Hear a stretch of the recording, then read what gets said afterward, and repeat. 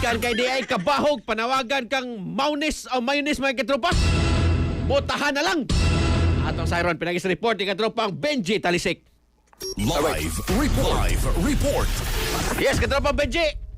Dagang salamat karon magkagregi panawagan karon sa Mayos Balamban nga si Mayor Amos Edwin kaning kabahog nga motahan na lang ang katong konsyal nga gitumbog nga mastermind sa pagposil angol sa kini nga konsyal nga si konsyal katong konsyal sa Barangay Luga katabag Regino nga si kaning konsyal Tribunalo o kining konsyal Renato Pacquiao Boy Tribunalo siguro ba ito anyos kas nang iposilya ito milabay nga daw dito sa kining Barangay Kantuod sa Balamban kagawa hapon na nagpaan duha ka mga suspect nga mo ay gunman o kaning rider sa motor nga sila si Robert Alcantara o isa ko dito sa anyos o yun man kining mao nga ang driver sa motor nga si Roger Doncillo 42 anyos nga kasanduha mulupyo sa Barangay Losran, Bugaro Barangay Hasugmo.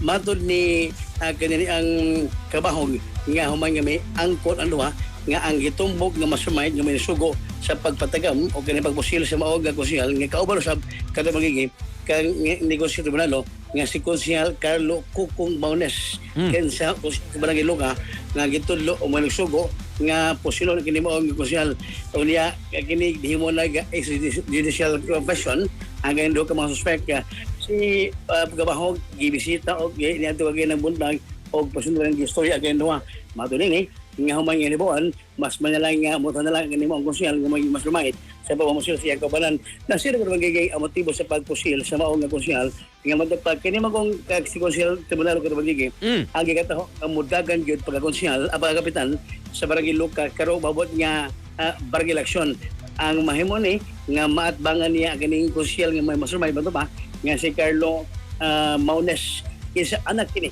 sa kasamtangan nga kapitan sa mga barangay sa Luka sa Lugos Balamban at naon ang tipik sa mayag ni Mayor Amos Edwin Kabahog. Di ba nga siya may mastermind?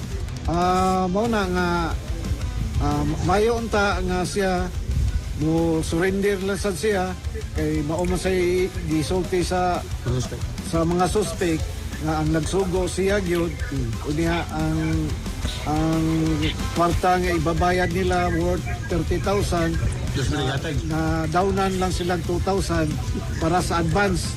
So tungod kay wala nilang matumba si Boy Tribunalo mao na nga instead 30,000 2,000 na lang kay.